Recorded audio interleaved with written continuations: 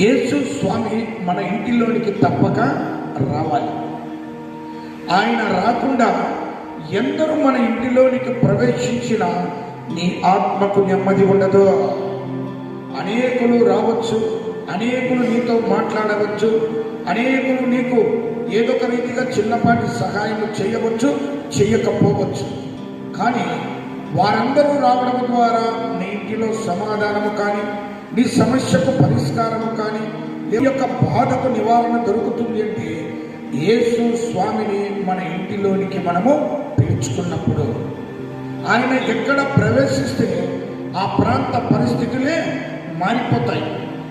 ఎరికోను ప్రవేశించాడు, జక్కయ్య జీవితాన్ని మార్చాడు.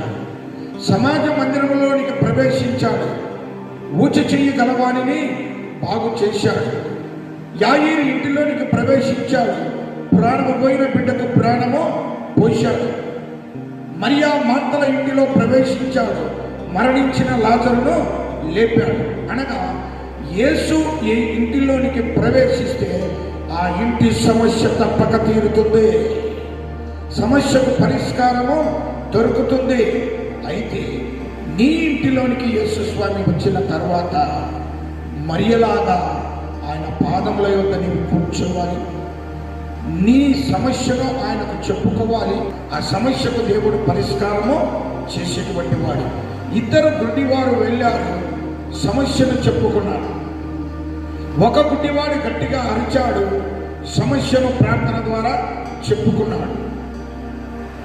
12 సంవత్సరముల రక్తస్రావం గల స్త్రీ తా విశ్వాసముతో యేసు ప్రభువును ముట్టుకొని తన సమస్యను చెప్పుకున్నది.